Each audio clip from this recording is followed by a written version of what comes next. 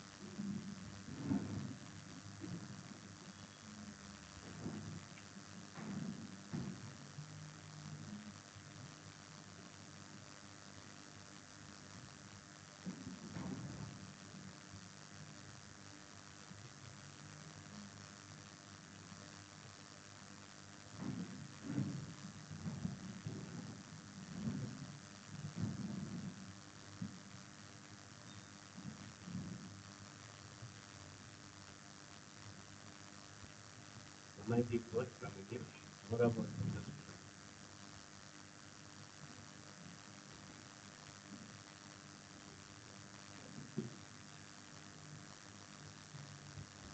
Remember, mighty God from Egypt.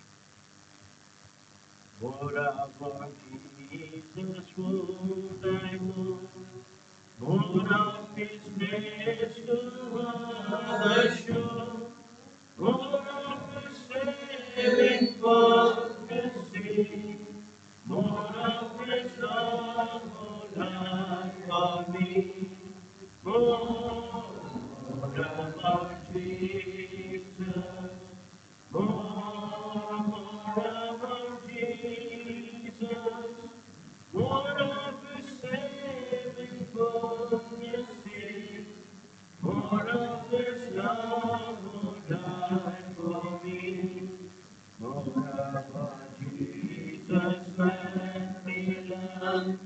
More of His holy will discern. Spirit of God, my teacher be, showing the things of Christ to me. More about Jesus, more about Jesus, more of His saving honesty, more of His love who died for me, more about Jesus in His word, holy communion with my Lord, hearing His voice in every life, making it faithful, saying mine. More about Jesus. More about Jesus. More of His saving honesty. More of His love who died for me. More about Jesus on His throne, riches in glory on His throne. More of His kingdom sure in grace, more of His coming Prince of Peace. More about Jesus. More about Jesus. More of His saving honesty. More of His love who died for me.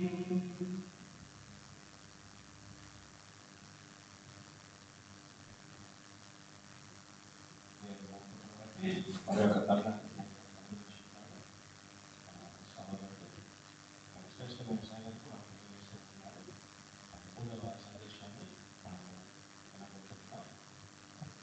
సంధ్య గారిని దేవుని సహాయం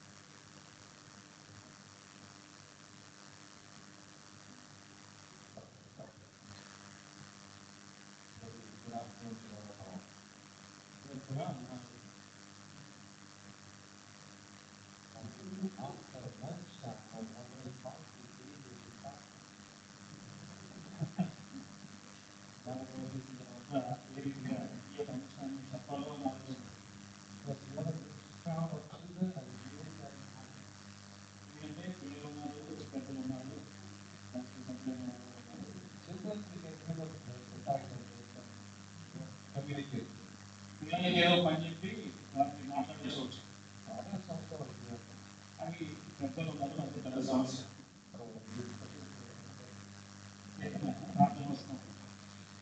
Thank you for your time.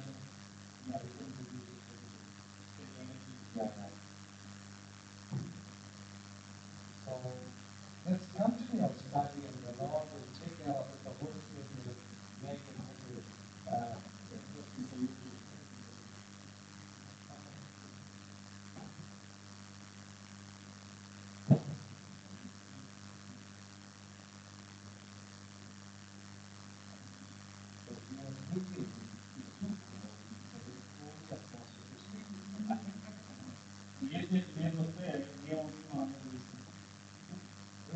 Continue our study in 1 Peter chapter 2. And you see another metaphorical link in the writings and the teachings of Apostle Peter. అపోస్తలుడైన పేతురు వాడుతున్న పదాలు అంటే అలంకార రూపకంగా ఆయన చెప్పదలుచుకుని ఒక రూపంలో చెప్తున్నాడు. Verse 25. As sheep. గొర్రెల వలె అని 25వ వచనం. Now sheep is a common word. It's an interesting thing for you afternoon time. ఈ మధ్యాహ్న సమయంలో మనం ధ్యానించుకోవడానికి మనకు అనుకూలమైన మాట గోడలో వలె సామాన్యమైన So I thank God the Holy Spirit asked me to stop that for you. పరిశుద్ధాత్ముడు మధ్యాహ్న సమయం అక్కడితో ఆపేశాము, మధ్యాహ్నం వ్యక్తి తీసుకున్నాం. So as sheep going astray, గొర్రెల వలె ఎట్లయితే గొర్రె దారి తప్పిపోతుందో, now notice the concentration on now return. మరలా ఆయన వైపులకు మళ్ళీ ఉన్నారు. That is the point of our interaction. కాబట్టి తిరిగి మనం ఎక్కడ చూస్తున్నాము తప్పిపోయిన వాళ్ళు ఆ సందర్భంలో. Let's go back to the scripture to figure out why is it written like this. ఎందుకు ఇలాగా ఈ వచనాన్ని రాశారో కొన్ని వచనాలు మనం చూద్దాం. The moment we say sheep, definitely all of us without doubt will turn our attention to Psalm 23. గొర్రె అనే మాట మనం చూసినప్పుడు మనందరం కూడా 23వ కీర్తన చదువుతాం. This is the shepherd's psalm. కాపరి కీర్తన అని అంటాము. And then we could also keep in mind 22, 23, 24 is a prophetical expression. 22, 23, 24 కీర్తనలు ప్రవచనాత్మకమైన మాటలు మనలో ఉన్నాయి. Whenever I say like that, some of the sincere Bible students start thinking, oh, it's just because you read it from the comment. ఈ మాటలంటే మీరు కామెంట్లు చదివారు కాబట్టి మాట్లాడుతున్నారని అని అంటారు. Now I would say it's not so. నేను ఇప్పుడు తెచ్చుకోబోయే మాట అంటే కాదు, Good to read the commentaries. కామెంట్లు చదవడం మంచిది, But don't forget the Bible. కానీ బైబిల్ మర్చిపోకూడదు. Notice that 22, 22వ కీర్తన చూడండి, verse 22. 22వ వచనము. Okay. నీ నామమును నా సహోదరులకు ప్రచురపరచెదను, సమాజ మధ్యమున నిన్ను స్తుతించెదను. Now it's given in the midst of congregation. సమాజము మధ్యమున నిన్ను స్తుతించెదను. Verse 29. 25వ వచనము. మహా సమాజములో నిన్ను గురించి నేను కీర్తన పాడేదను. It's about congregation, the context of congregation. See that? ఇక్కడ సందర్భం ఏమిటంటే సమాజము అనేది సందర్భంగా ఉంది. And 22 is the chapter, is the prophetical chapter, the prophecies of the cross. 22వ కీర్తన క్రీస్తును సిలువ గురించిన ప్రవచనాత్మకమైన మాటలు ముందుగా So చెప్పబడ్డాయి. that's the reason I told you 22, 23, and 24 we have to read in the context of understanding about the cross, that grace and the glory. సిలువ, కృప, మహిమ అనే మాటలు మనసులో పెట్టుకొని 22, 23, 24 కీర్తనలు మనం చదవాల్సి ఉంది. What is the difference we can find it is going to be when we come to New Testament? ఇప్పుడు కొత్త నిబంధన రాగానే అక్కడ ఉన్న తేడా ఏంటి? What is it in the book of Hebrews? ఎబ్రిల్ రాసిన పత్రిక, The book of Hebrews chapter 2. ఎబ్రిల్ రాసిన పత్రిక 2వ అధ్యాయం. Let me draw your attention carefully at verse 11 and let's go for 11 first. 11వ వచనం. పరిశుద్ధ పరచు వారికి, పరిశుద్ధ పరచబడు వారికి అందరికీ ఒకటే మూలము. Verse 12.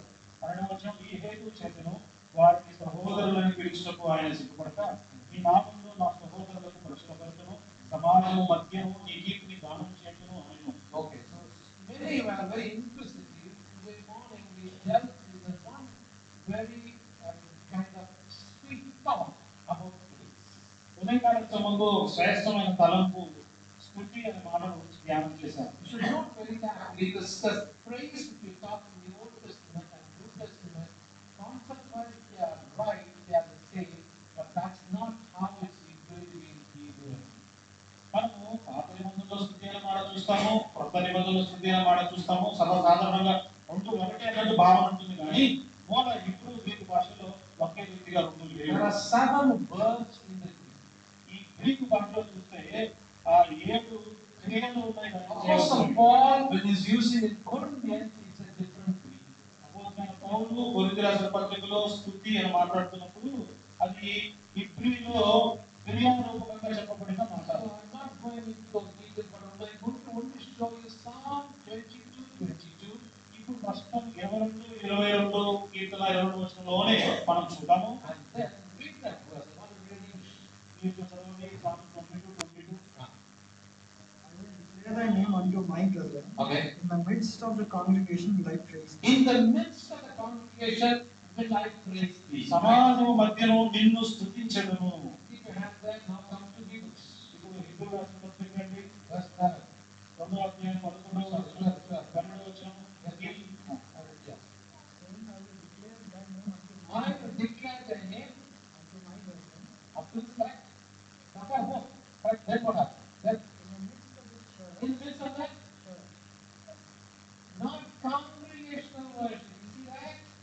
in the midst of the church, will I sing praise unto thee.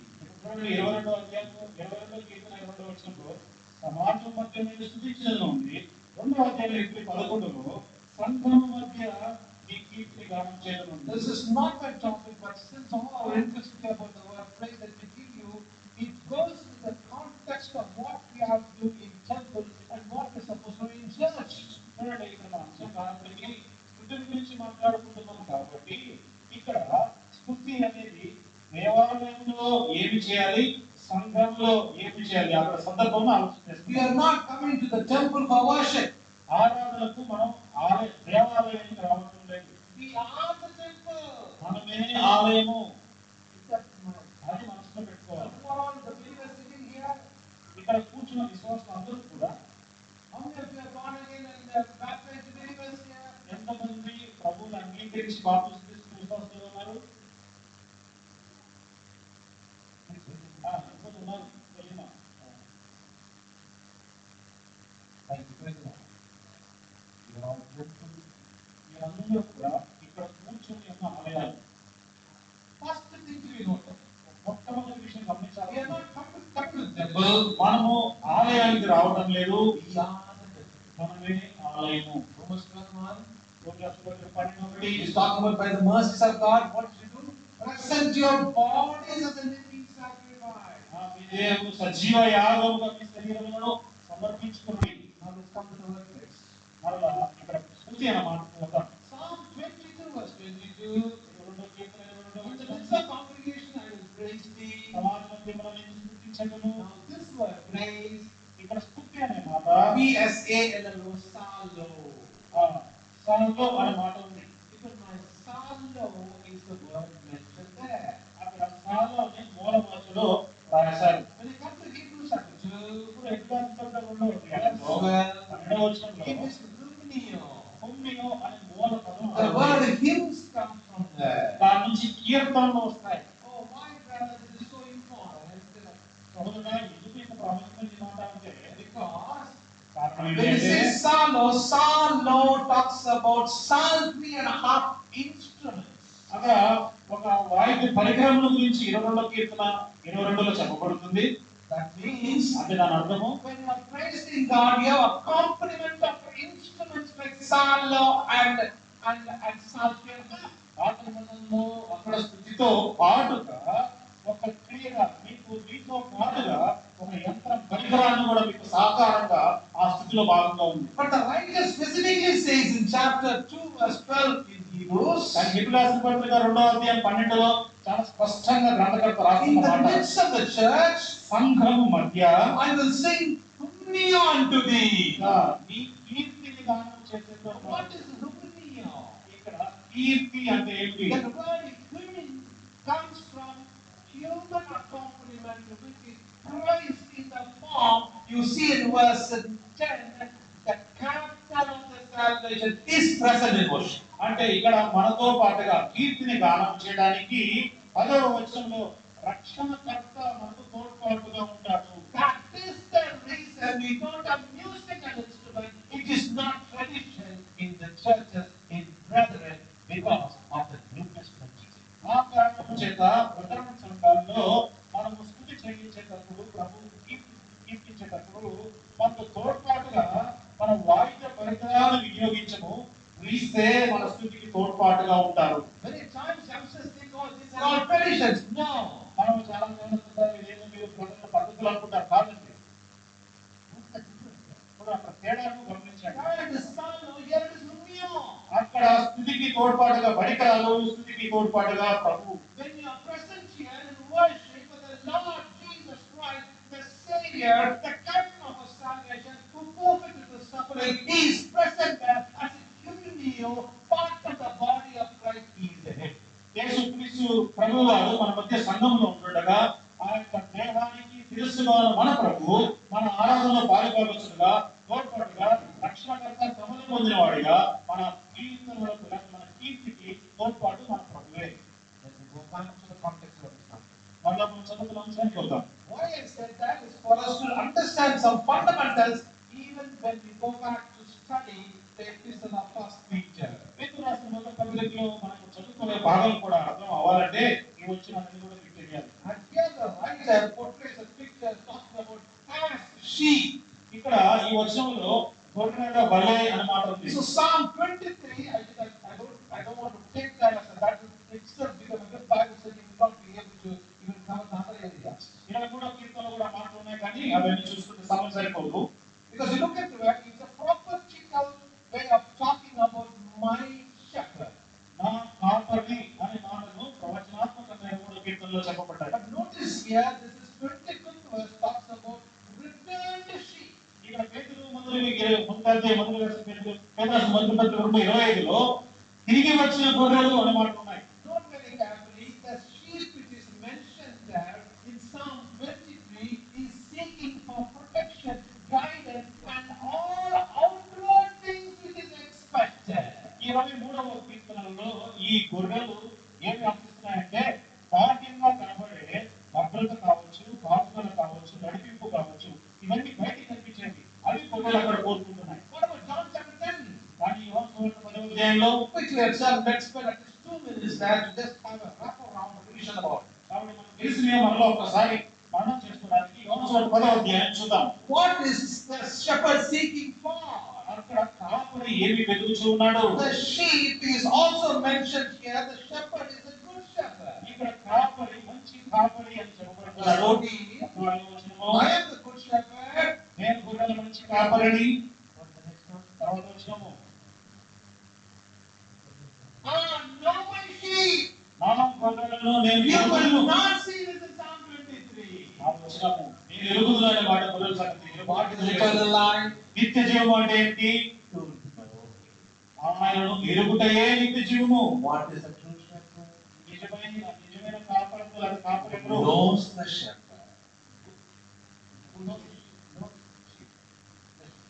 గొర్రెలను ఈ గొర్రెలను ఎరిగిన వాడే గొర్రెల కాపరి. Keep the difference when you study in its context, you could be able to get the message. చూడండి, అక్కడ రాసిన సందర్భాన్ని అర్థం చేసుకుంటే అక్కడ ఉన్న వర్తమానం అర్థమైపోతుంది. Many times we want children to learn Psalm 23. It's very good, but at a point of time they should be able to understand that it should start from John 10. చాలా సందర్భాల్లో మన పిల్లలు 23వ కీర్తన నేర్చుకోవాలని కోరుకుంటారు కానీ వాస్తవంగా యోహాను సువార్త 10వ అధ్యాయాన్ని నేర్చుకొని అర్థం చేసుకోవడంతో పాటు ఆ తటస్థాన్ని ప్రారంభించాలి. Because this is in the context of salvation. ఎందుకు యోహాను సువార్త 10వ అధ్యాయంలో రక్షణకు సంబంధించిన సందర్భాలు ఉన్నాయి? There are so many things.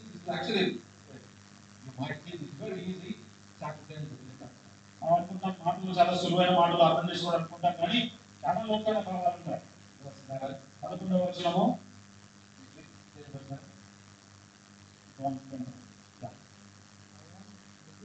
I am the good shepherd. Jesus is writing this. Okay, telling that. Good shepherd giveth his life for the sheep. Psalm 23 is a picture. That's all. చూడండి, నేను గొర్రెలకు మంచి కాపరిని, మంచి కాపరి గొర్రెల కొరకు తన ప్రాణం పెట్టును. 23వ కీర్తన కేవలం ఒక సాదృశ్యంగా ఉంది. Then 14th verse that we're talking about relationship. ఇక్కడ నేను గొర్రెల మంచి కాపరిని అంటూ గొర్రెలతో ఉన్న సంబంధాన్ని చెప్తున్నాడు. Then come to verse 27. ఇప్పుడు 27వ వచనంలో About the sheep he's telling. గొర్రెలను గురించి చెప్తూ ఉన్నాడు. What is he talking about the sheep? ఏం చెప్తున్నాడు గొర్రెల గురించి? The sheep hear my voice. Again, what is he telling? I know them. 27వ వచనంలో నా గొర్రెలు నా స్వరము వినును, నేను వాటిని ఎరుగుదును. He knows each and every sheep. ప్రతి గొర్రెను ఆయన ఎరుగును. Oh, the sheep is weak. ఈ యొక్క గొర్రె The బలహీనంగా ఉంది. sheep is tired. ఈ గొర్రె The అలసిపోయింది. sheep is getting ఈ old. గొర్రె అది ముసలిదైపోతుంది. All these things he knows. ఇవన్నీ ఆయనకు తెలుసు. అన్నిటికంటే మించి తర్వాత వచ్చిన చూడండి, They follow me. ఆమె నన్ను వెంబడించును. Specifically, this is writing there. చాలా ఖచ్చితంగా ప్రభువు ఆ మాట I know them. నేను వాటిని ఎరుగుదును. The message is not finished. దాంతో సందేశం I పూర్తవలేదు. know them that they are following me. అవి నన్ను వెంబడించును అని నేను I ఎరుగుదును. know them that they are following me even in their old age. నా వృద్ధాప్యంలో వాటి వృద్ధ దశలో కూడా అవి నన్ను I know them వెంబడిస్తున్నాయి. they are following me even in their suffer. వాటికి శ్రమపడుతున్నప్పటికీ అవి నన్ను వెంబడిస్తున్నాయని నేను I ఎరుగుదును. know them they follow me even when they are weak. అవి బలహీనంగా ఉన్నప్పటికీ అవి నన్ను వెంబడిస్తున్నాయని I నేను know వాటిని them they ఎరుగుదును. follow me even when they are in ఆర్థికమైన సంబంధ పరిస్థితులు వచ్చినప్పటికీ అవి నన్ను వెంబడిస్తున్నాయని నేను వాటిని ఎరుగుదును. 28. 28వ I వచనం, give unto them eternal life. నేను వాటికి నిత్య జీవమును ఇచ్చుచున్నాను, They should never perish, అవి ఎన్నటికీ నశింపవు, neither any man pluck them out of my hand. ఎవడును వాటిని నా చేతుల నుండి అపహరింపడు. Here only you speak about what you speak about the security of God. ఇక్కడ మాత్రమే ఆ రక్షణ యొక్క భద్రతను గురించి కాపురి మాట్లాడుతున్నాడు. What is Apostle Peter talking here? ఇక్కడ అపోస్తులైన పేతురు గారు మాట్లాడుతున్నారు. Chapter 2 verse 25. 2వ అధ్యాయం 25వ As వచనంలో, the sheep, you were a sheep going astray. మీరు గొర్రెల వలె మీరు దారి తప్పిపోయి ఉన్నారు. You were past tense. తప్పిపోతుంది, అది గతంలో జరిగింది. Now presented. ఇప్పుడు అనేది ప్రస్తుతం So you are all scattered now. మీరందరూ కూడా చెదిరిపోయిన వారు, You are all astray then. మీరు ఒకప్పుడు దారి తప్పి ఉన్నారు.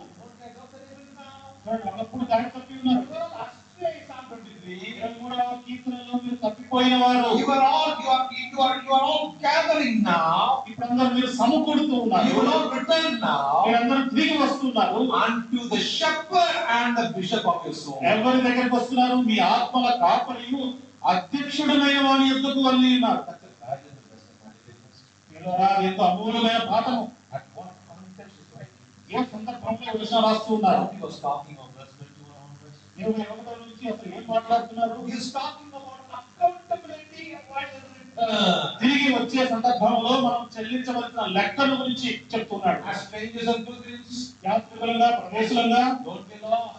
మీరు అక్కడ తప్పిపోవద్దు. As strangers and pilgrims, యాత్రికులుగా, ప్రదేశులుగా don't think of settle down. మీరు అక్కడే స్థిరపడాలని ఆలోచించవద్దు. Imagine I am traveling from Hyderabad to Madras నేను హైదరాబాద్ నుంచి మద్రాసు వెళ్తున్నాను, and I am making lot of problem in the train. నేను ట్రైన్ లో ఉండగా పెద్ద సమస్య సృష్టిస్తున్నాను. Oh, the water is not good. నీళ్లు సరిగా లేవు, Oh, the toilet is not good. టాయిలెట్లు సరిగా లేవు. I have to make a complaint now. వీళ్ళందరూ మీరు కంప్లైంట్ I want చేయాలి. everything comfortable. నాకు అసలు సౌకర్యంగానే లేదు. Somebody wakes up and asks the question, ఒక లేచి నిలబడి ప్రశ్నిస్తే what is going to live here? మనం అంటాం, అయ్యా నువ్వు జీవితాన్ని ట్రైన్లో ఉంటావా? You are only traveling for a short distance. కొంత సమయం వరకే నువ్వు ట్రైన్ లో ప్రయాణం చేస్తావు Why కదా. are you making such a big fuss? అంత దానికి ఎందుకు ఇంత గోళ? I will shut up. ఎవరు పూసుకుని కూర్చుంటారు? మామూలు మాటలు చెప్తాయి.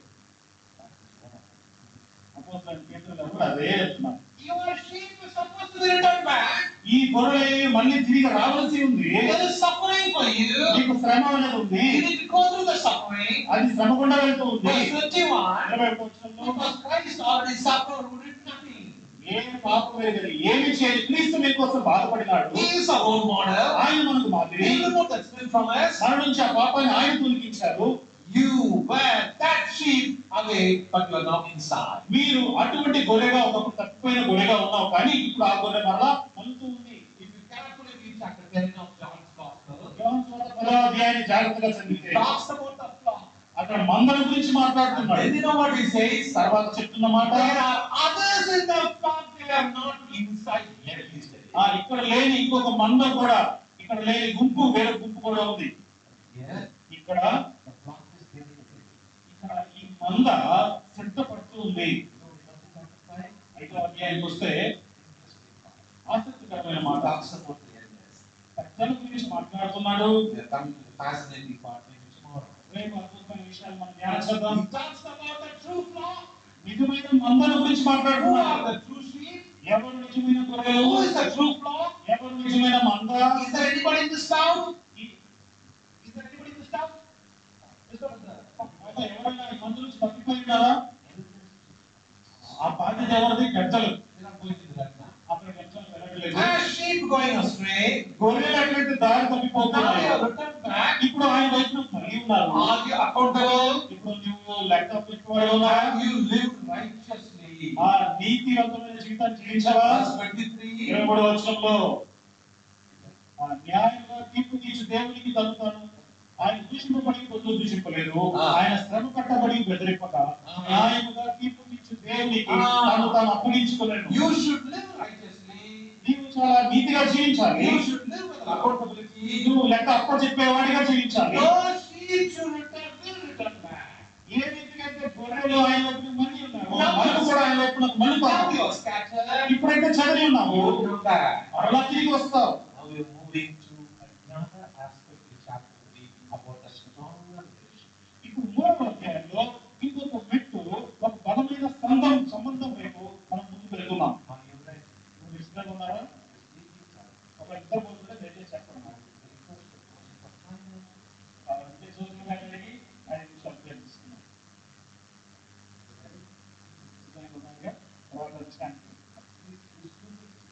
ఈ 2 నిమిషాలు జాగ్రత్తగా Verse 7 of chapter 3. 3వ అధ్యాయం 7వ వచనంలో What is he talking there? అక్కడ ఏం మాట్లాడుతున్నాడు? As being hands together of the grace of life. అటువంటి పురుషులారా, జీవమును కృపా వరములో పాలువారైనారు. Now sheep shepherd relationship is moving to a different relationship. ఇప్పుడు గొర్రెలు కాపరి అనే సంబంధం నుంచి ఇప్పుడు ఇంకొక సంబంధంలోనికి, భార్య భర్తల సంబంధంలో. Oh, youngsters and teenagers who are listening to me, ఇక్కడ ఎవరైతే యవనస్తులు ఉన్నారో, వారి వాక్యం వింటున్న వారు ఉన్నారో, switch off your brain box. ఈ బ్రెయిన్ ని కొద్దిగా ఆపేయండి. ఈ భార్య భర్తల మాటలే మాకు సంబంధం లేదులే. No, very important. Notice that. చాలా ప్రాముఖ్యమైన, గమనించండి. Chapter 3 verse 1. 3వ అధ్యాయం 1వ వచనము, Likewise ye wives. అటువలే స్త్రీలారా. Chapter 7 verse 7. 7వ వచనము, Likewise ye husbands. అటువలే పురుషులారా. You see, this word is an interesting word to see exclusively in verse. చూడండి, ఈ పేతురు రాసిన మొదటి పత్రికలోనే ఈ చాలా ప్రత్యేకమైన పదాలు. What is that likewise? అటువలే అంటే ఏంటి? This likewise comes only here. ఈ అటువలే అనే మాట ఇక్కడ మాత్రమే What ఉంది. is it to be compared to?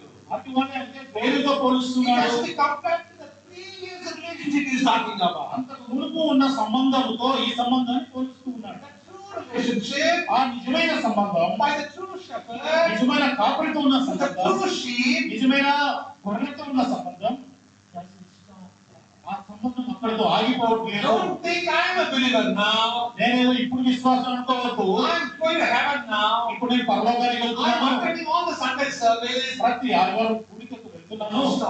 అందరితో ఆగిపోవద్దు. You and me need to move forward. ఇంకొక అడుగు మనం ముందుకు వేయాలి. We are moving into another kind of relationship. ఇంకొక సంబంధాలలోకి మనం వెళ్తున్నాము. Which means talking about intimacy. అదేంటంటే అది దగ్గరగా ప్రభువు సమీపంగా ఉండే ఆ సంబంధం. Ye wives be in subjection to your own. అటువలే స్త్రీలారా, మీరు మీ స్వపురుషులకు లోబడి ఉండుడి. ఈ స్వపురుషులు ఇది అందరూ కలిపి చెప్పట్లేదు. If any obey not the word, మీరు ఎవరైతే వాక్యములకు they అభిధేయులు also may without the word be won by the conversation of the wives. వారు బయటతో కూడిన మీ పవిత్ర ప్రవర్తన చూసి వాక్యం లేకుండానే, That's true. 2వ వచనంలో వారు బయటతో కూడిన మీ పవిత్ర ప్రవర్తన చూసి వాక్యము లేకుండానే తమ భార్యల నడవడి వలన రాబట్టబడవచ్చును. He's talking about purity of life in a wife's life. ఒక భార్య జీవితంలో ఉండవలసిన పవిత్రమైన ప్రవర్తన గురించి చెప్పబడుతుంది. Verse 3. 3వ వచనంలో Not words, but behavior. ఇక్కడ కృపను, It's not about words, it's about the behavior. ఇది మాటల ద్వారా వచ్చేది కాదు, కానీ అది కృపాసహితమైన నడవడి. Notice very carefully. చాలా గమనించండి. Probably you wouldn't have seen this phrase I'm going to read now. ఇప్పుడు నేను చదివే ఒక వచనం లేక మాటను సర్వసాధారణంగా మీరు చదివి ఉండరు. Verse 7. 7వ వచనం చూడండి. Grace of జీవమును కృపావరము. You would have heard about grace of God. దేవుని కృపను చదువుకుంటారు. జీవమును కృపావరము అని మాట. There only the study starts.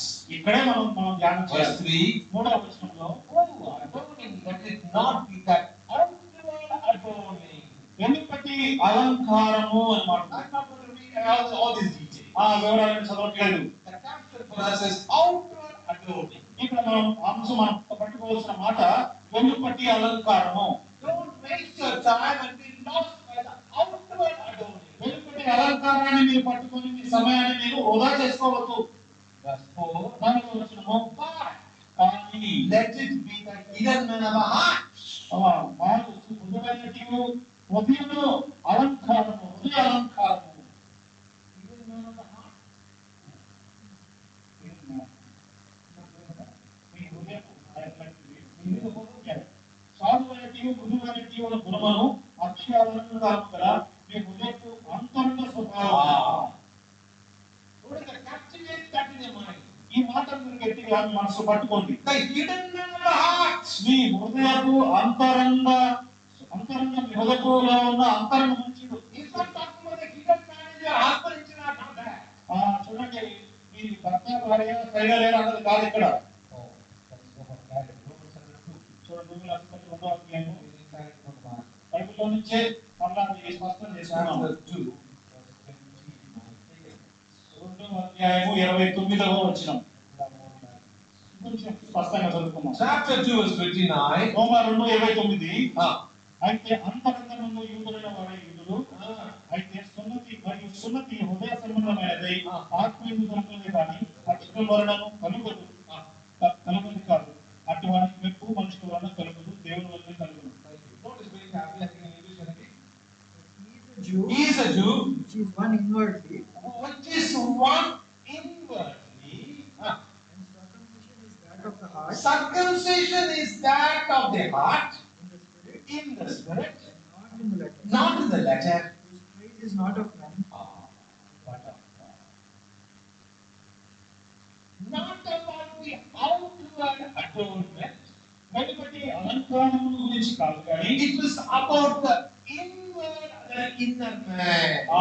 హృదయము అంతరంగ పురుషుని గురించిన మాట. 29 verses, I think. 29వ వచనంలో రాశారు. He is a Jew. అతడు యూదుడు, వాడే యూదుడు. If you go clarity 28 verse, ఇంకా 28 చదివితే he is not a Jew. ఆ బాహ్యమునకు యూదుడైన వాడు యూదుడు కాదు. Neither is that circumcision which is outward in the flesh. శరీరముందు బాహ్యమైన సున్నతి కాదు. It is not the circumcision of the flesh. శరీరముందు బాహ్యమైన సున్నతి కాదు అంటున్నాడు. It is circumcision in the heart. అంతరంగమందు హృదయ సంబంధమైన సున్నతే అది సున్నతి. How do we know it's a true worshipper who is worshiping God? ఒక ఆరాధికుడు నిజమైన ఆరాధనను దేవునికి చేస్తున్నాడని ఎలా తెలుస్తుంది?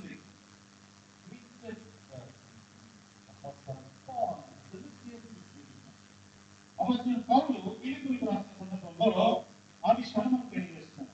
He's making it so clear so that in worship we will be very clear. ఆ విషయాలు చాలా స్పష్టంగా రాస్తున్నాడు.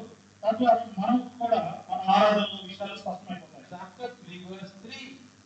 ఫిలిప్పీ 3:3 వచనము. ఎందుకనగా శరీరమును ఆస్పదము చేసుకొనక దేవుని యొక్క ఆత్మ వలన ఆరాధించుచు క్రీస్తు యేసునందు అతిశయపడుచున్న మనమే సున్నతి ఆచరించువారము. Notice very carefully. జాగ్రత్తగా గమనించండి. We are, ఇక ఎందుకంటే మనము అనే మాట ఉంది. the circumcision. సున్నతి ఆచరించువారము. How do you know you are the circumcised one in your heart? నీ హృదయంలో నువ్వు సున్నతి గావించబడ్డావని నీకు ఎలా తెలుసు? 3 qualities to test. 3 పరీక్షలు పెట్టుకోవాలి మనం. Number 1, మొట్టమొదటిది worship God in the spirit.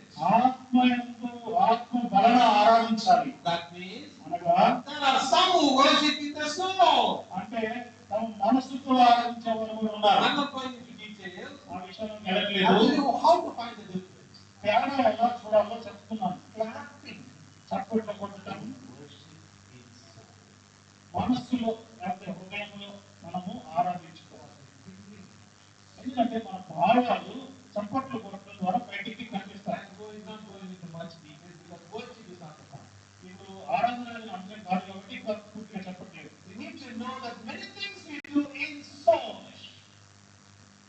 చాలా విషయాలు మన మనసుకు నచ్చినవి మనము చేస్తూ ఉంటాం. Unless and until we do it in the spirit, we will not get a lost. మనము ఆత్మ వలన కార్యాలు జరిగిస్తే తప్ప నుంచి ఆ విషయాన్ని దాటిపోము. What did Jesus say? Example. యోహాను సువార్త 4వ అధ్యాయంలో యేసుప్రభువు ఏం చెప్పారు? God is a spirit. This is so clear when we come to worship, think about it. ఆరాధనకి వచ్చినప్పుడు ఈ విషయాన్ని కనుక మనం జ్ఞాపకం చేసుకోవాలి.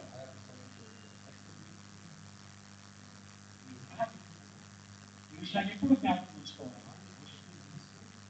మనము ఆత్మతో ఆరాధన చేస్తున్నామా? Circumcision should have been done in this.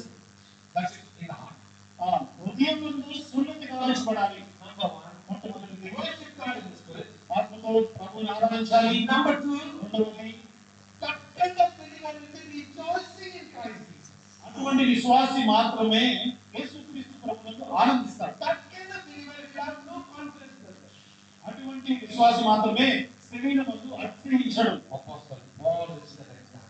దానికి మంచి ఉదాహరణ అపోస్తలుడైన పౌలు. He himself is describing how he was and what he was. Verse 6, 7, they are moving. అక్కడ 6, 7, 8 వచనాలు ఒకప్పుడు ఆయన ఎలాగ ఉన్నాడు అనే విషయాలు కలుపుతూ తాను చెప్తూ ఉన్నాడు.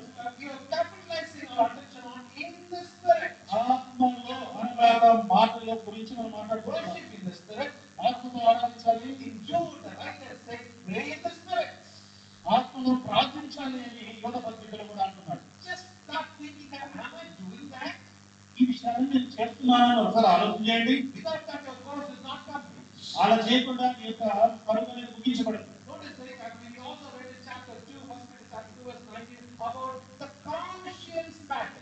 మనం పేతురు రాసిన మొదటి పత్రిక 2వ అధ్యాయం 19వ వచనంలో మనస్సాక్షి కూడా అనే విషయం మాట్లాడుతున్నాం. Now in chapter 3, verse 3, ఇప్పుడు పేతురు రాసిన మొదటి పత్రిక 3:3లో not outward adorning, వెలుపటి అలంకారం మీకు అలంకారంగా ఉండక but hidden man of the heart. మీ హృదయపు అంతరంగ స్వభావం మీకు అలంకారంగా. If you want to still study a little more about it, ఇంకా వివరంగా విషయాలు తెలుసుకోవాలి I అంటే don't want to go too deep, but I want you to touch upon certain elements. మరి ఇంకా లోతుకు వెళ్ళలేదు కానీ పై కొన్ని విషయాలు తెలియజేస్తాను. In the heart will you do it. మీ హృదయంలో మీరు మీ అంతరంగ పురుషుని యందు అలంకరించుకునేవాడు. The Old Testament is making very clear. పాత నిబంధన గ్రంథం స్పష్టంగా చెప్తున్న మాట, You make a covenant of circumcision. ఈ హృదయంలో నిబంధనకు సంబంధించిన సున్నతి ఉదాహరించబడ్డావు. Many times I cannot tell my wife I love you unless she sees that I love her. చాలా సందర్భాల్లో నా భార్యతో నేను నా హృదయంలో నుంచి ఆమెను ప్రేమిస్తున్నాను అని చూపిస్తే తప్ప నుంచి నోటితో చెప్పినా నేను ప్రేమిస్తున్నానని తనకు అర్థం కాదు, నమ్మలేదు. It starts with a covenant. అందుకోసం ఒక నిబంధనతో ఆ కార్యం ప్రారంభమవుతుంది. Now notice, I'm going to give some things for you. If you want to write down, it's interesting for you. Note down. నేను రాసుకోవాలంటే కొన్ని మాటలు చెప్తాను. First he talks about the covenant. మొట్టమొదటిది నిబంధన గురించి Next he మాట్లాడుతున్నాడు. talks about the character. రెండు స్వభావం గురించి మాట్లాడుతున్నాడు. What are the characters there? ఎటువంటి గుణాలను చూపిస్తున్నాడు అట్లా. Meek and quiet. నిమ్మలంగా సాత్వికంగా ఉండే ఆత్మ. Oh, the character is about meek, talks about gracious suffering. చూడండి, కృపాసహితముగా మనము సాత్వికముతో మనము సమర్పించుకోవాలి. And next he's talking about not a distant, annoying spirit, but a quiet spirit. నిమ్మలంగా మనం సమర్పించుకోవాల్సిన విషయాల గురించి మాట్లాడుతున్నాం.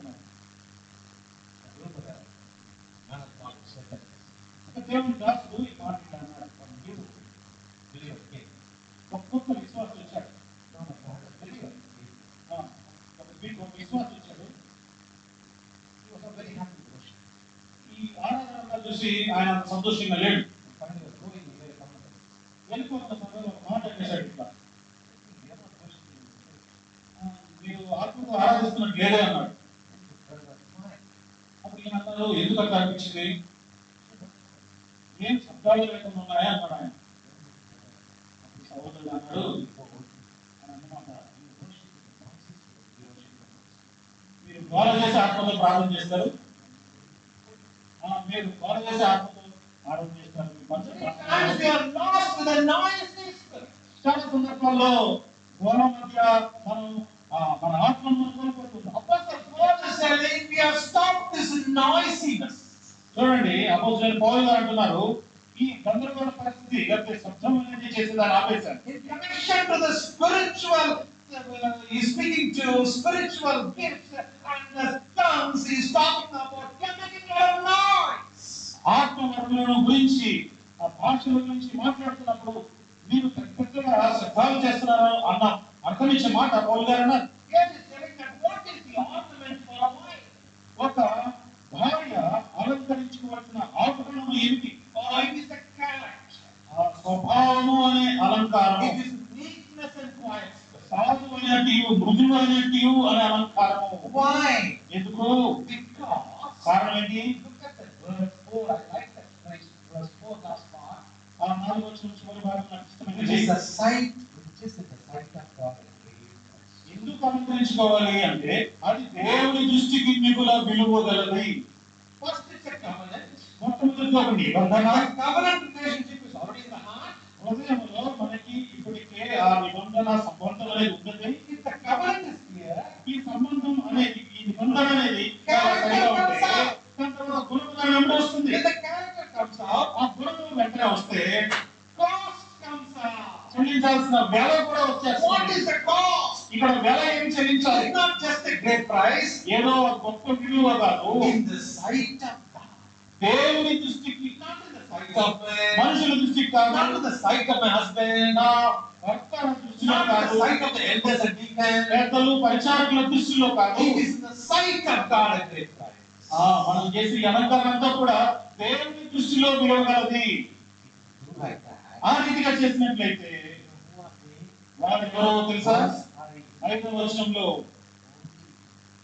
పరిశుద్ధ స్త్రీలు, వారు సమానమైన స్త్రీలు కాదు, వారు పరిశుద్ధ స్త్రీలు.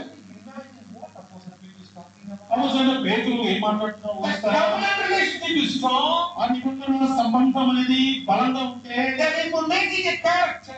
ఇక్కడ ఒక గుణాన్ని తెలియజేస్తున్నాడు. But the character of Jesus Christ. అది యేసుక్రీస్తు ప్రభువారి యొక్క స్వభావమే. Meekness సాత్వికము, and gentle. మృదుత్వము. He deals with the shepherd and the sheep. Meekness and gentle. చూడండి, సాధువుగా మృదువుగా ఉండటం అనేది కాపరి గొర్రెకి మధ్య ఉన్న సంబంధం. And valuing each as a great cause. అంత మాత్రమే కాకుండా అది గొప్ప విలువైనదిగా దాన్ని My ఎంచుకున్నాడు. character should be valued with a great cause. నా గుణము అనేది గొప్ప విలువైనదిగా ఎంచబడాలి. Because this is acceptable in the sight of God. ఎందుకంటే ఆ విషయం దేవుని దృష్టికి విలువైంది. Whether my husband recognizes or not doesn't matter for నా me. భర్త ఆ విషయాన్ని గుర్తెరిగినా గుర్తించకపోయినా నాకు సంబంధం లేదు. But my Lord recognizes it. కానీ నా ప్రభు దాన్ని గుర్తెరిగినట్లయితే And I should follow it. నేను ఆయనను వెంబడించాలి. Maybe children don't like it. ఒకవేళ పిల్లలకి ఇష్టం లేకపోవచ్చు, Or parents, even the husband doesn't like it. భర్తకు అది ఇష్టం లేకపోవచ్చు, But still I will do it. అయినప్పటికీ నేను చేస్తాను. Meekness and the quietness of person. ఆ సాధువైనట్టు మృదువైనట్టు కలిగిన ఆత్మ. Verse 5. 5వ వచనంలో After this manner, in the old time, the holy women also, అటువలే పూర్వము దేవుని ఆశ్రయించిన పరిశుద్ధ స్త్రీలను who trusted God, వారు ప్రభు యందు నమ్మిక ఉంచారు. they also adorned themselves. వారు కూడా తమను తాము అలంకరించుకున్నారు. Adornment, they were wearing on themselves ఆ అలంకరణ తమ మీద వారు ధరించుకున్నారు. in subjection unto their own husbands. ధరించుకుని వారు తమ భర్తలకు వారు లోబడి ఉన్నారు. So they made a commitment there. అక్కడ ఒక సమర్పణ చేసుకుంటున్నారు. What is the commitment? ఏమి సమర్పణ చేసుకుంటున్నారు? About trusting in God. దేవుని ఆశ్రయించిన So holy women, what they will do? పరిశుద్ధమైన స్త్రీలు ఏం That చేస్తున్నారు? is what they did in the past. పూర్వంలో వారు పనిచేశారు. Trusting in God. దేవుని ఆశ్రయించారు. Not the husband. భర్తను ఆశ్రయించిన That కాదు. is అది secondary. రెండవదిగా ఉంటుంది. God has given me the husband. దేవుడే నాకు భర్తను God has అనుగ్రహించాడు. placed me in the family. దేవుడే నన్ను నా కుటుంబంలో పెట్టాడు. Marriage is what God designed. వివాహం అనేది దేవుడు స్థాపించింది. It is not an arrangement among myself. నేను నెరవేర్చుకునేది, నేను స్థాపించుకుంది కాదు. Principle. అది వాక్యానుసారమైన ఒక సూత్రము, నియమము. So what is my conduct? కాబట్టి నా యొక్క నడవడి ఎలా ఉండాలి? Subjection unto their own husband. తమ స్వపురుషులకు లోబడి ఉండుట. What is the example? ఉదాహరణ ఏంటి? Sarah. శారా అబ్రహాముకు లోబడి ఉండెను. Let me quickly take you to the book of Genesis. ఆదికాండ గ్రంథానికి మనం వెళ్దాం. Chapter 12. 12వ అధ్యాయం. Oh, I'm just going to capture your attention to few verses only. కొన్ని వర్షాలు మాత్రమే చూపిస్తాను. Sarah obeyed Abraham in all areas of life, but we're going to see only two or three. అన్ని విషయాల్లో, జీవితంలో అన్ని సందర్భాల్లో ఆమె వివరించారు. కానీ 2-3 వచనాలు There are చూద్దాం. so many women in the Bible, చాలా మంది బైబిల్లో స్త్రీలు ఉన్నారు. but the word of God, especially Apostle Peter, is highlighting Abraham and Sarah. అయితే పేతురు రాసిన పత్రికలో పేతురు చాలా ప్రత్యేకంగా అబ్రహాము శారాను గురించి చెప్తూ ఉన్నాడు. Following Abraham to the unknown land, chapter 12. 12వ అధ్యాయంలో ఒక తెలియబడని ప్రాంతానికి అబ్రహాంతో పాటు శారా వెళ్తూ ఉంది. Because imagine what all things will come in the mind of an contemplative wife and today. చూడండి, ఈ రోజు సమకాలీన భార్యతో పోల్చుకుంటే ఆవిడ మనసులో ఏమి తలంపులు వెళ్తున్నాయి ఆ సందర్భంలో. It may be natural, అది సర్వసాధారణంగా వచ్చే కావచ్చు. అది జాగ్రత్త గమనించండి. that's fine. ఆదికాండం 12:5.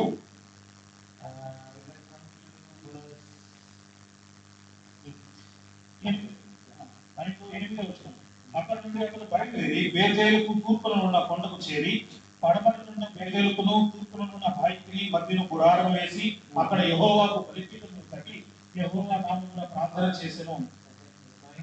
9వ వచనం. అబ్రాహాము ఇంకా ప్రయాణం చేస్తూ దక్షిణ దిక్కుకు వెళ్ళెను. Every time you see Abraham moving, we don't even see any kind of sign mentioned that she did this before. చూడండి, ఈయన ఎక్కడ చదివినా కానీ వెళ్ళను ఉంది. ఏ వచనంలో కూడా నేను రాను అని సారా చెప్పిన వచనాలే లేవు.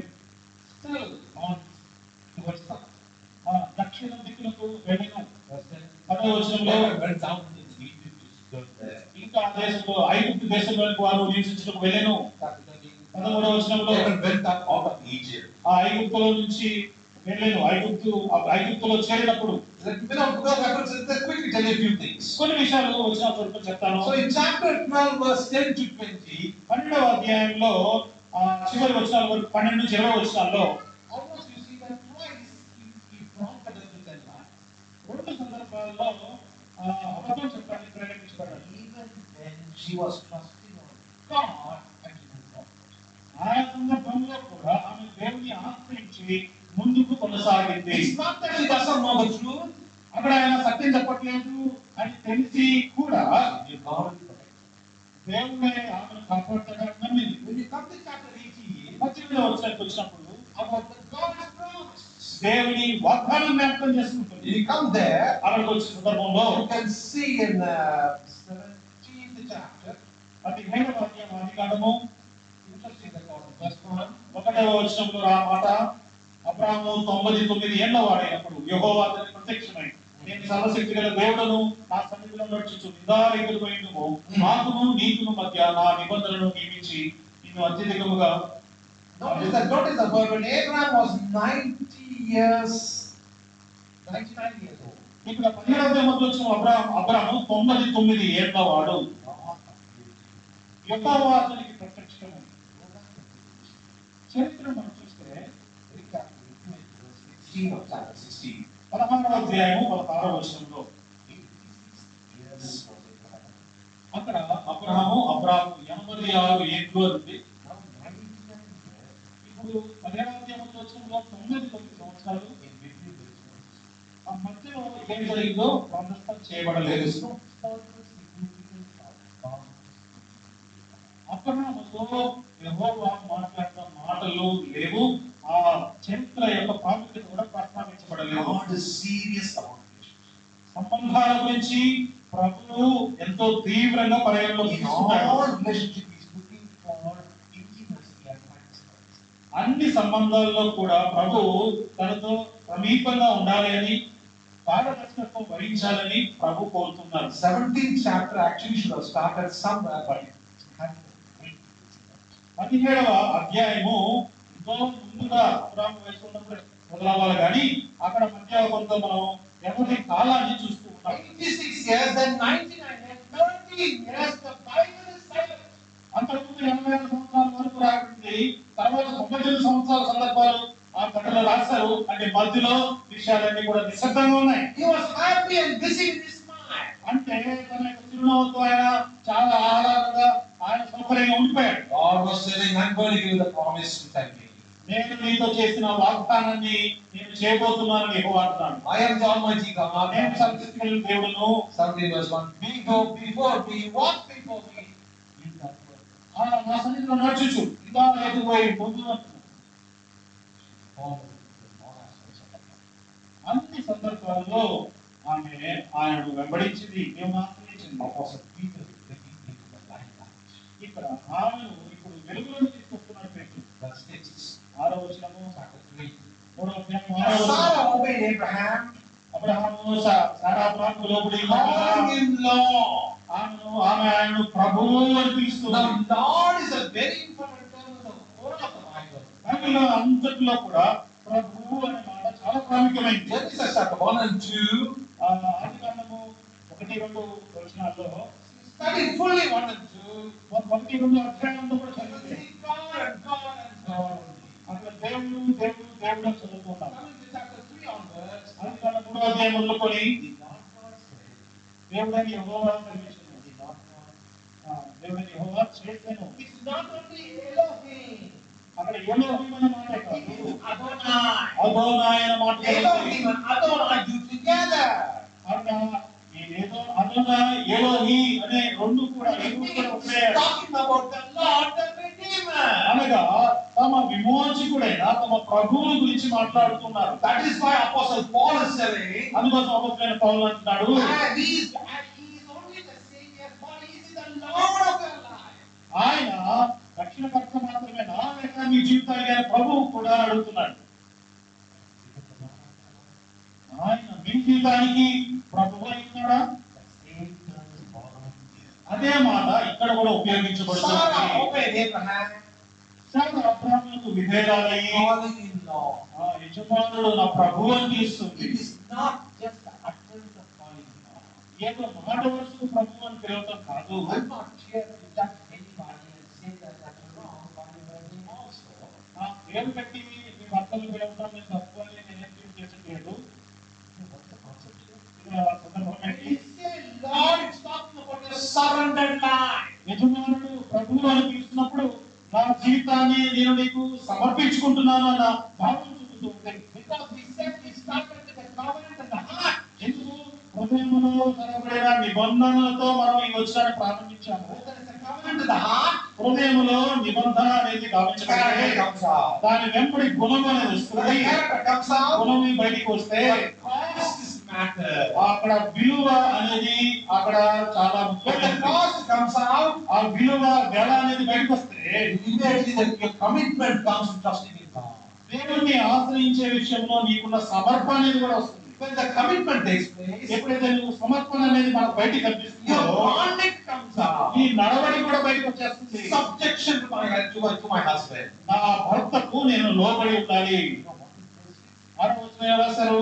Above all these C's, I'm going to give another C called confirmation or conformity takes place. అంటే ఆయన వలె ఒక మార్పు చెందటముగా కలగబడుతుంది. ఆరో వచనం. What is the conformity? పూర్తిగా దేనికి మారిపోతుంది? The conformity is all about I surrender everything to my husband. నేను నా సమస్తమును నా భర్తకు లోబరచుకుందును అనే మాటకు పూర్తిగా విధేయురాలైపోతుంది. నా ప్రియ సోదరి సోదరులారా, This is the kind of intimacy and relationship of husband and wife. భార్య భర్తల మధ్య ఇటువంటి సన్నిహిత సంబంధం బాంధవ్యాలు ఉన్నాయా? Let me say daughters. తర్వాత అక్కడ కుమార్తెలు అంటున్నారు. All this time he was talking about Sarah and Abraham. ఇప్పుడు వరకు కూడా అబ్రహాము సారా గురించి Now he's మాట్లాడుతూ continuously giving the unmarried and telling them daughters. ఇక్కడ వివాహము కాని వారితో కూడా మాట్లాడుతున్నాడు. You are, as long as you do well, are not after that. ఆరు వర్షంలో మాట్లాడుతున్నాడు. మీరు యోగ్యముగా నడుచుకోవచ్చు. ఏ భయము కలిగినట్లా ఆ పిల్లలు అటువలే పురుషులారా. Now there is a message for us. ఇప్పుడు పురుషులకు కూడా ఒక సందేశం ఉంది. Dwell with them. వారితో మీరు కాపురం చేయాలి. How are you supposed to dwell with them? వారితో ఏ రీతిగా కాపురం చేయాలి? Two things is highlighting here. రెండు విషయాలు ఎత్తి చూపుతూ ఉన్నాడు. According to the knowledge, జ్ఞానము చొప్పున giving honor unto your wife. నీ భార్యకు నువ్వు గౌరవిస్తూనే జ్ఞానం చొప్పున కాపురం చేయాలి. This is two gifts of love. ఇవి ప్రేమలో రెండు వరములు ఇవన్నీ. Understanding and respect. ఒకటి అర్థం చేసుకుంటూ ఉండాలి, రెండోది గౌరవిస్తూ ఉండాలి. Let me just highlight one more thing in verse 6. ఆరో వచనం ఇంకొక మాట చెప్తాను. When you say Lord, ప్రభువా అని you పిలిచినప్పుడు are allowing him to play the role of a leader. ప్రభువా అని పిలిచినప్పుడు నా జీవితంలో నువ్వు నాయకుడుగా నీ పాత్రను పోషించు అని మనం అనుమతిస్తున్నాం. My mother was a principal of a school. మా తల్లి గారు ఒక స్కూల్ కి ప్రిన్సిపల్ గా పనిచేశారు. 36 సంవత్సరాలు పైగా పనిచేశారు. Many times I have done that. చాలా సార్లు నేను విన్నది గమనించింది. During the admission time, they give you that standing for the admission. పిల్లలు స్కూల్లో చేసే ఆ సమయంలో పిల్లలు క్యూ చాలా మంది తల్లిదండ్రులు కూడా ఉంటారు. That was very nice brother. మా సంఘంలో మంచి సహోదరుడు ఉండేవాడు. To take the recommendation letter from my father. మా నాన్నగారి నుంచే రికమెండేషన్ ఉత్తరం రాసుకుని పోయి And the wife will say, sir, don't cross that was on a line. రాసుకుని అవుతాడు. అయ్యా బాబు లైట్ చూసానని అంటాడు. Good is that Abraham's better. బైబిల్లో ఉన్నది ఇచ్చిన పొలసైన అబ్రహాం గారి ఉత్తరం. ఏదో రీతిగా నెట్టుకుని లోపలికి వెళ్ళిపోతారు. అక్కడ ప్రిన్సిపల్ గా మా తల్లి గారు ఆయన కలుసుకుంటారు. మరలా మా తల్లి గారు లేకపోయి లైన్ లో నిల్చొని అంటున్నారు. ఇప్పుడు ఈ స్త్రీ ఇంట్లో చూస్తే చాలా సందర్భాల్లో బోధిస్తూ ఉంది.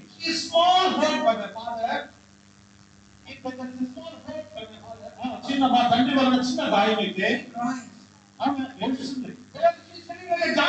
కానీ ఒక పెద్ద జైంట్ లాగా స్కూల్ అయితే కూర్చొని మాట్లాడుతుంది. కుటుంబ సంబంధాలలో రెండు ప్రాముఖ్యమైన విషయాలు మనం అభ్యాసం చేయాలి. మనిషికి మధ్య ఉన్న సంబంధం, మన పాత్ర ఏమిటి అనేది సంబంధం, మనిషికి మధ్య ఉన్న సంబంధం, ఈ రెండు కూడా మనం చేయాలి. దేవుని సంఘంలో కూడా ఈ రెండు పాత్రలు మనం చక్కగా పోషించాలి. దీనిని అది అధిగమించకూడదు అని చూసుకోవాలి. ఒక మేనేజ్మెంట్ రేటిగా ఉద్యోగస్తులకి నేను మాట్లాడుతున్నప్పుడు ఈ విషయమే నేను తగ్గించి చెప్తాను. నేను ఎక్కడ నేర్చుకున్న వాళ్ళు నేర్పిస్తాను, బైబిల్లో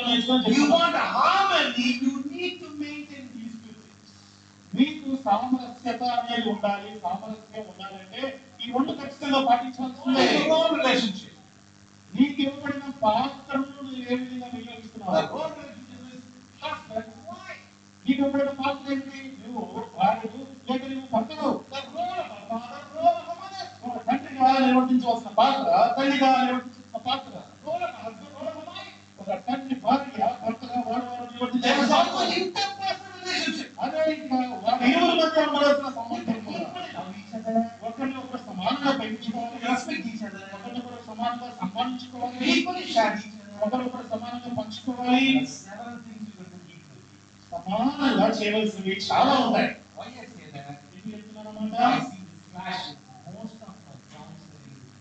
నేను సంతానకు కుటుంబాలకు సలహాలు ఇస్తున్న సందర్భంలో వారి మధ్య ఎక్కువగా ఈ రోజుల్లో వచ్చే సమస్య ఇది. దీన్ని మీరు వ్యక్తిగతంగా చేయాల్సిన పాత్ర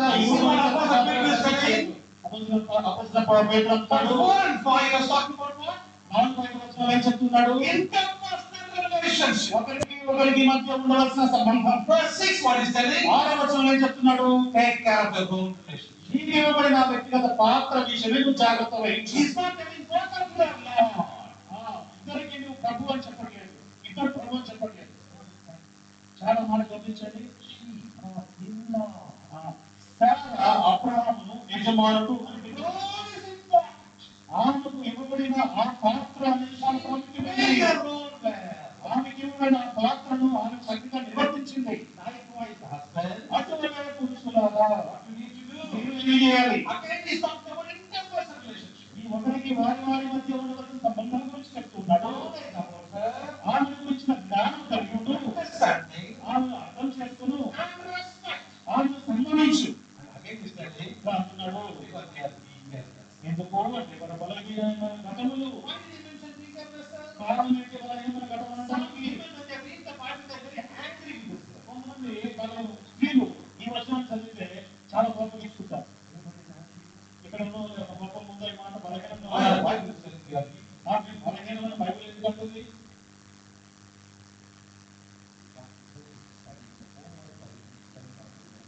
వాటి గురించి మాట్లాడాలంటే పట్టణము ఈసారి వ్యతిరేకంగా ధ్యానం చేస్తున్నాను.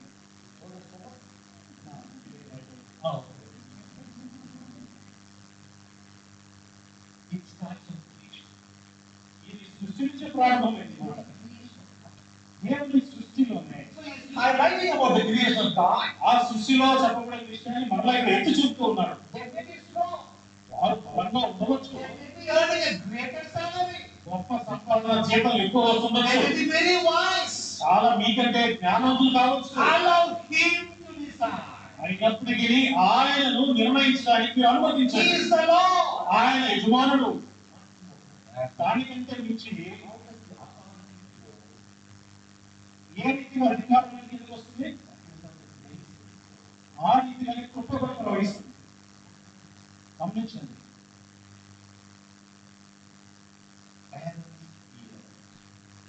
అహరోను గడ్డము ఎక్కడి నుంచి అది ప్రవహిస్తుంది?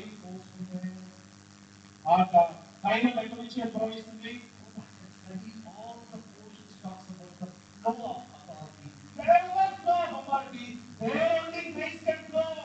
తల మీద పోయబడి అహరోను గడ్డం మీదుగా కాడి అంగీ అంచు వరకు ఏ రీతిగా తైలం అనేది వస్తుందో, ఎక్కడెక్కడే తైలం ఉంటుందో అక్కడే కృప అనే రీతిగా ప్రవహిస్తుంది.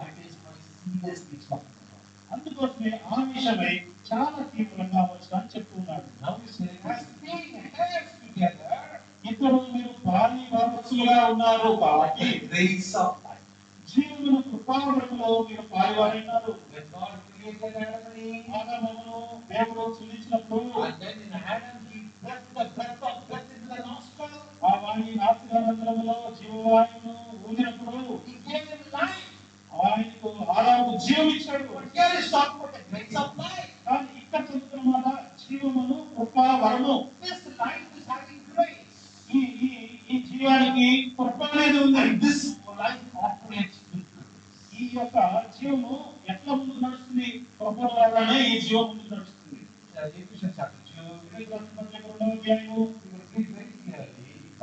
మనం చదువుతాము,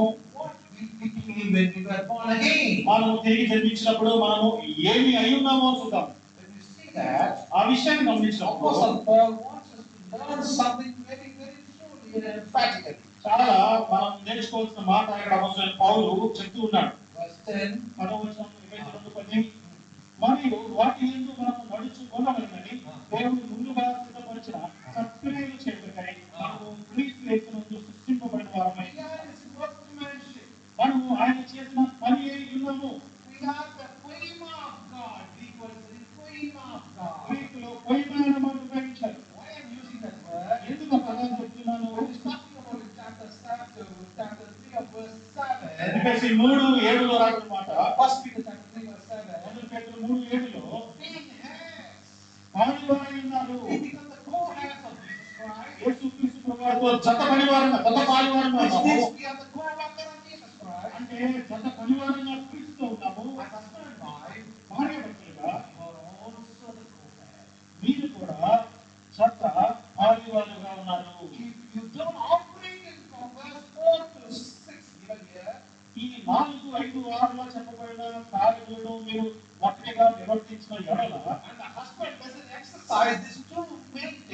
ఒక పురుషుడిగా ఉంటూ నీకు ఇవ్వబడిన ఈ 2 ప్రాముఖ్య విషయాలు నీవు నిర్వర్తించకపోతే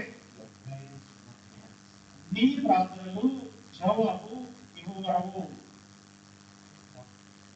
మనకి ఎంత ప్రాముఖ్యమైన విషయం. ప్రార్థనలకు జవాబులు రావాలి. దేవుడు ఏమి కోరుతున్నాడు? క్రీస్తు శరీరంలో దేవుడు సామరస్యతను కోరుతున్నాడు. సహవాసంలో సామరస్యతను దేవుడు కోరుతున్నాడు. ప్రభుత్వము, దేవుని యొక్క ప్రభుత్వమును కోరుతున్నాడు. చూడండి, సన్నిహితత్వము, పారదర్శకత్వము దేవుడు మన మధ్య కోరుతున్నాడు. వ్యక్తిగతంగా వహించవలసిన విషయంలోనూ, ఇతరుల మధ్య సంబంధించిన వ్యవహారంలోనూ దేవుడు సన్నిహితాన్ని కోరుతున్నాడు. నా ప్రియ సోదరి సహోదరులారా, ఈ సాయంకాల సమయం మీరు ఇంకా కూర్చొని ఉండగా చూడండి, మన యొక్క సంబంధం గురించి, మన సహవాసం గురించి ప్రభు మరొకసారి మనందరితో మాట్లాడుతున్నారు. ఈ విషయాన్ని చెప్పి పాఠం నేర్చుకుంటున్నాం. ఈ రోజు ఈ సమయంలో 2 విషయాలు తిరిగి వచ్చిన గొర్రెల వలె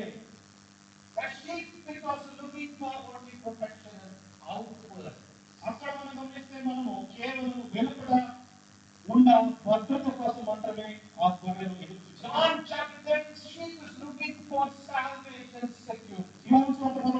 అక్కడ ఉన్న గొర్రెలు రక్షణ గురించి, భద్రత గురించి ఎదురు చూస్తాయి.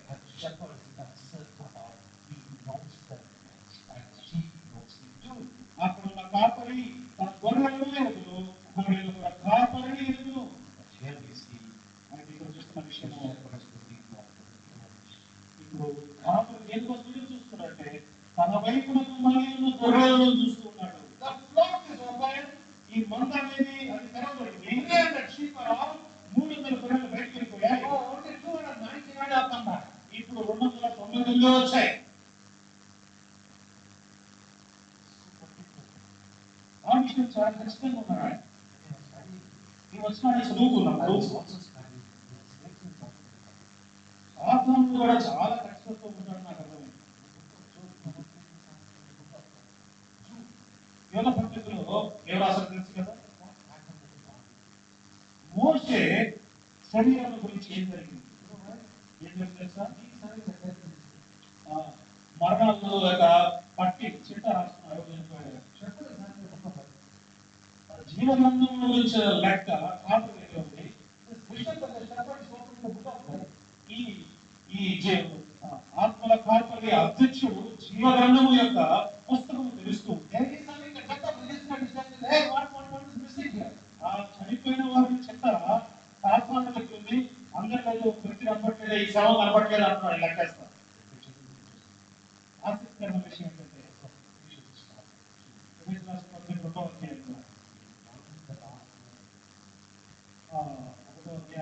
చాలా స్పష్టంగా రాస్తాను. మన అనుమానాలన్నీ కూడా పటాపంచలు అవుతాయి. చూడండి ఇక్కడ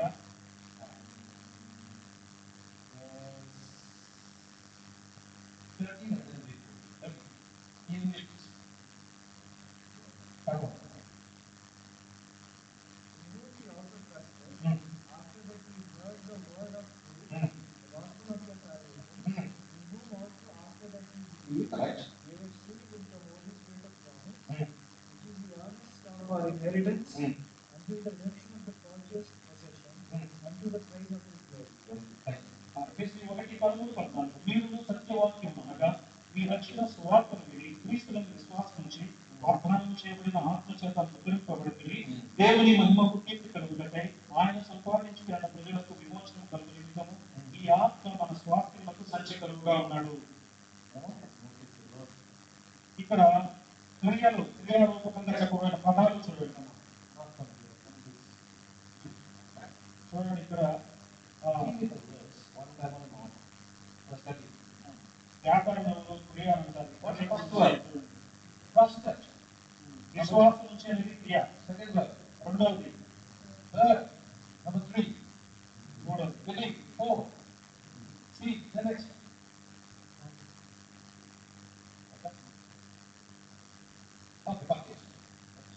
సంపాదించుకోవడం కూడా పని జరగడమే. ఇక్కడ చెప్పబడిన క్రమానుసారంగా వచ్చిన పదాలు మీరు క్రీస్తునందు మీరు ఎవరైతే విశ్వాసం ఉంచారో ఆ శివానందు నమ్మకం ఉంచి ఇక్కడ జరుగుతుందో ఊహించారు. అన్ని కూడా విశ్వాసము ప్రారంభమవుతాయి. విశ్వాసం వచ్చిన తర్వాత ఈ రక్షణ సువార్తను విన్నారు, సత్యవాక్యము విన్నారు. మీరు సత్యవాక్యం అనగా మీరు రక్షణ సువార్తను విన్నారు. క్రీస్తు నుంచి మీరు విశ్వాసం ఉంచారు. ఎప్పుడు విశ్వాసం ఉంచడం జరిగింది? విన్న తర్వాత విశ్వాసం ఉంచడం జరిగింది. వెంటనే వచనాల మధ్య ఉన్న గ్యాప్ వెంటనే ఏం జరిగింది చూడండి. విశ్వాసం ఉంచారు, వెంటనే వాగ్దానం చేయబడిన ఆత్మ చేత ముద్రింపబడ్డారు. చాలా బలంగా ఉండండి. వెంటనే ఆత్మ చేత ముద్రింపబడ్డారు. ఆత్మ కోసం మనం కనిపెట్టడం అనేది ఉండదు. ఆ దేవుని యొక్క కార్య ప్రణాళిక ఇట్లా ఉంటుందని ఎవరు చెప్పాల్సిన అవసరం లేదు. విశ్వాసం ఉంచుతారు, సత్యవాక్యం విన్నారు, రక్షణ సువార్తలు విశ్వాసం ఉంచారు, వాగ్దానం చేయబడిన ఆత్మ చేత ముద్రింపబడినారు. ఏంటి అవతారము? మీరు దేవుని చేత విమోచింపబడిన కొనబడిన సొత్తు. ఇది ఎవరు ముద్రించారు? పరిశుద్ధాత్మ ముద్రించారు. ఆత్మ ముద్రించినప్పుడు వాగ్దానము అనేది కూడా వాగ్దానం చేయబడిన ఆత్మ చేత ముద్రింపబడ్డారు.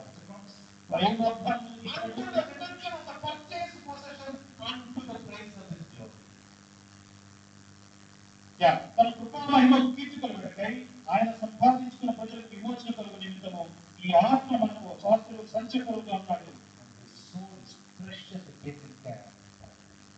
ఈ యొక్క ఆత్మ పరిశుద్ధాత్మ ద్వారా ఎంతో జాగ్రత్తగా అది గావించబడుతూ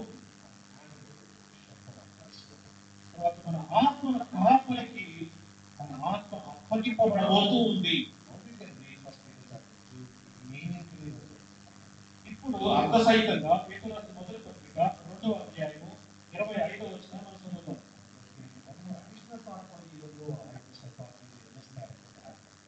ఇక్కడ ఈ యొక్క విషయాన్ని మనం వివరించలేదు కాబట్టి ఆ తలంపు మీరు చెప్పి ముందుకు వెళ్దాం అనుకుంటున్నాను. సమయం అయిపోయింది. పేతురు రాసిన మొదటి పత్రిక 2:25. ఇంకా నిద్రపోయేదానికి ముందుగానే నేను ఆపేస్తాను. కానీ అందరూ కూడా చాలా జాగ్రత్తగా వింటున్నారు. సంతోషం.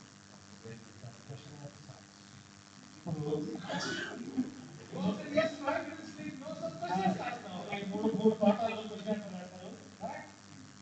For you or for others? వస్తుంటారు ప్రశ్న. For one. మొట్టమొదటి ప్రశ్న. This passage talks about which sheep. ఇది ఏ గొర్రె అని ఈ భాగంలో నీవు ఎట్లా తెలుసుకుంటావు? నీకు ఎలా తెలుసుకుంటావు? For three contexts. మూడు సందర్భాలు మనం But I want to ensure that interpretation application is not covered. మనం Interpretation application. చెప్పబడిన వివరణ అదేవిధంగా మనం ఎట్లా అన్వయించుకోవాలి అనేది సరిగా ఉందో లేదా అని అర్థం చేసుకుంటున్నాను.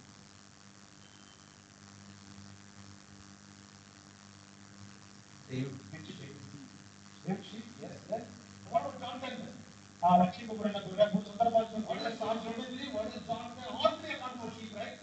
చూడండి 23వ కీర్తనలో ఈ మూడు సందర్భాల్లో ఒకే గొర్రె కాదని మాత్రం తెలుసు కదా. 23వ కీర్తనలో కూడా యోసేపుల 10వ గొర్రె, ఇప్పుడు ఇక్కడ పేతురు రాసిన 2వ పత్రిక మొదటి పత్రిక 2వ గొర్రె ఒకటి గంట చెప్పుకుంటాం.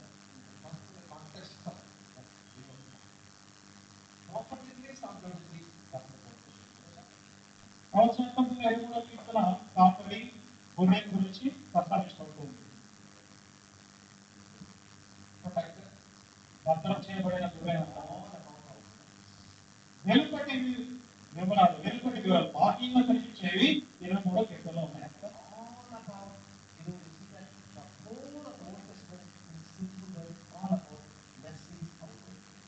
ఆఖరి మన ధర్మమంతా కూడా బయటకు కనిపించే ఆశీర్వాదాలు అని చెప్పవచ్చు.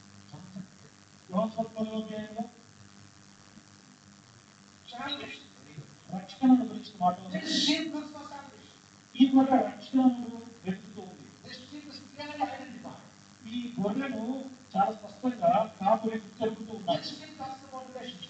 ఈ గొర్రె 10వ అధ్యాయంలో సంబంధం గురించి మాట్లాడుతుంది. ఆ గొర్రెకు భద్రత కూడా ఉంది. పేతురు రాసిన పత్రిక వచ్చినప్పుడు ఇది మరలా కాపరి వైపు మనుతూ ఉన్నారు. తప్పనిసరిగా రావాలి, ఖచ్చితంగా వస్తుంది. ఎంత స్పష్టంగా ఉంది. ఇంగ్లీష్ లో అయితే స్పష్టంగా రాశారన్నమాట.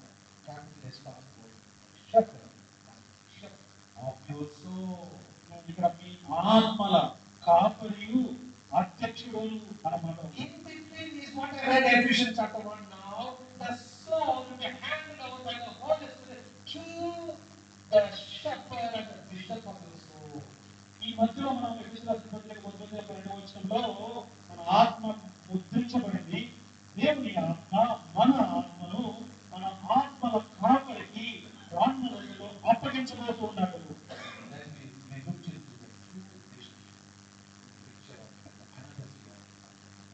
తర్వాత మనము భార్య భర్తల మధ్య ఉండవలసిన నిజమైన సంబంధ బాంధవ్యాల గురించి మనం నేర్చుకున్నాం. ఎందుకంటే క్రీస్తుతో పాటు మనం చెత్త భార్యవారము పనివారముగా ఉన్నాము. జీవమును కృపా వరమును మనం అభ్యాసం చేస్తున్నామని అర్థం చేసుకోవాలి. మనము సామరస్యంగా ఉన్న ప్రార్థనలకు జవాబు వస్తుంది. నేను ఎవరైనా జవాబు రాదు.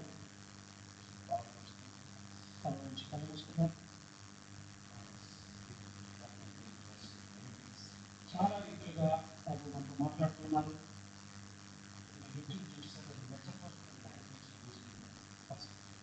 రాసిన మొదటి పత్రికలో అలంకార రూపంగా సాదృశ్యంగా చెప్పబడిన కొన్ని విషయాలను చూశాను. ఈ దేహంలోకి పిల్లలు కొత్తగా జన్మించిన శిశువుల కొత్తగా జన్మించిన శిశువుల ఎదగాలి అన్న ఆపేక్ష మనలో ఉండాలి. క్రీస్తు శరీరాన్ని మనం కడుతున్నామా? ఆ సజీవమైన రాయి వలె నేను ఉన్నానా? కష్టపడడానికి సిద్ధంగా ఉన్నానా? యాత్రికుల వలె ప్రవేశంలో జీవిస్తున్నానా?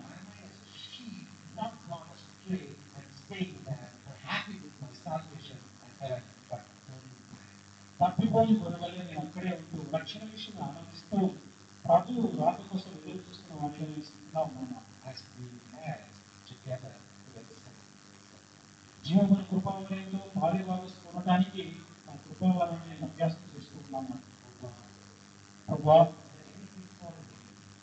ఏ విషయంలో ఏదైతే లోటుపాటు ఉన్నట్లయితే ఈ సమయంలోనే వాటిని నేను ఒప్పుకుంటున్నాను. వ్యక్తిగతంగా నా సన్నిహితత్వం చాలా ప్రాముఖ్యమైనది. ప్రభా, నీ కోరికలు నీ వాంఛలు నాలో వచ్చండి. యెహోవాను బట్టి ఆనందించము, ఆయన హృదయ వాంఛలను తీర్చును. ప్రభా, మాకు మాట్లాడగలిగే నీ కొందనాలు.